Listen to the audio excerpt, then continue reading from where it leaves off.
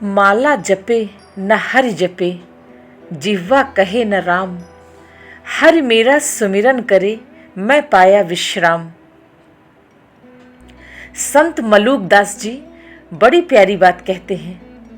परमात्मा की खोज इस दुनिया की सबसे बड़ी और क्रांतिकारी खोज है, और आदिकाल से ही, हमेशा से ही उत्कृष्ट मस्तिष्क वाले ही परमात्मा की खोज में लगे रहे हैं और परमात्मा की खोज कर पाए हैं।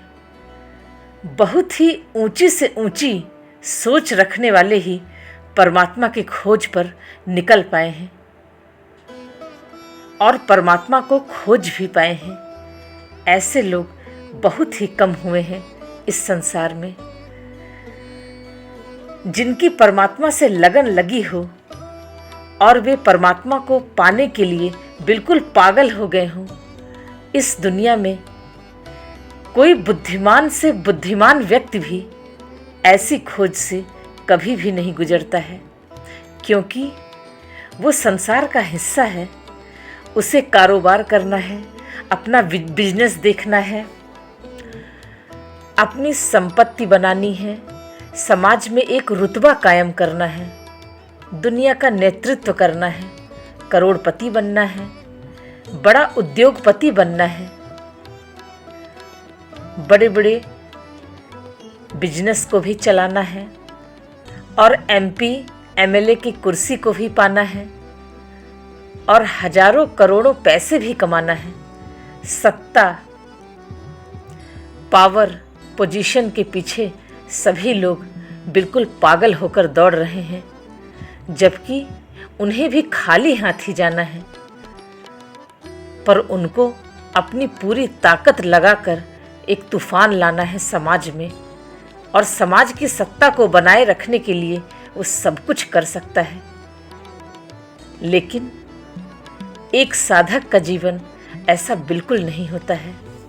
एक साधक का अपना कुछ है ही नहीं। वो शरीर को भी अपना नहीं मानता है। उसके लिए यह जीवन सिर्फ एक अवसर है और वह सिर्फ परमात्मा को ही पाना चाहता है।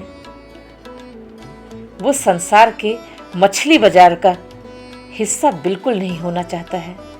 संसार के मछली बाजार में शामिल नहीं होना चाहता है। साधक के मन में हर पल एक बेचैनी हर पल जिंदा रहती है।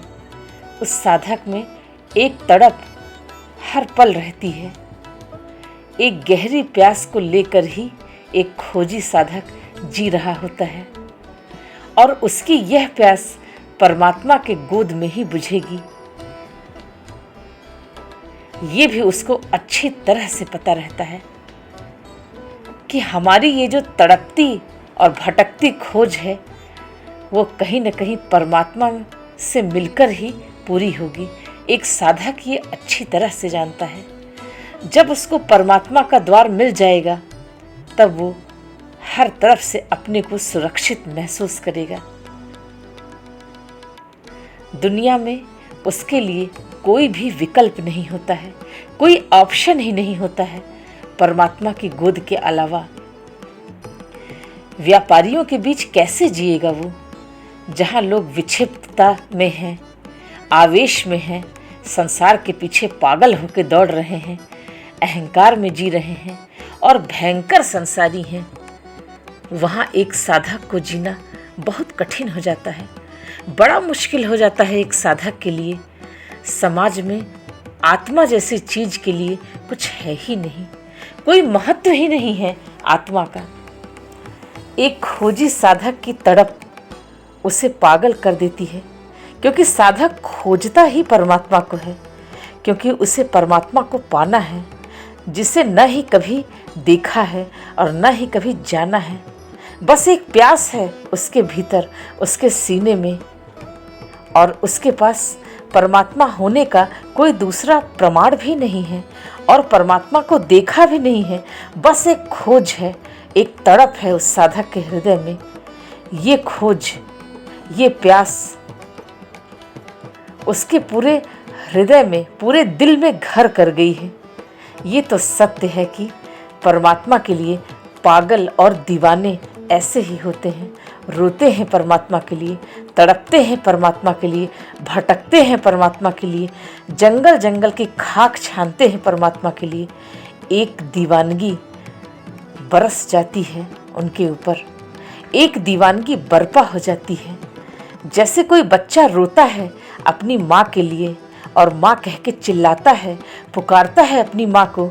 जैसे कोई बच्चा भूखा है और उसकी माँ कहीं और दूसरे कामों में व्यस्त है, बिजी है, लेकिन उसे ममता की पुकार है और माँ रोते हुए बच्चे को गोद में ले लेती है, उसको खाना खिलाती है, उसको दूध पिलाती है, उसे थपथपाती है, उसके माथे पर हाथ रखती है, प्यारा बच्चा कहकर बुलाती है, कहानियाँ सुनाती है, बच्चे का नाम ले लेकर उसे मनाती है।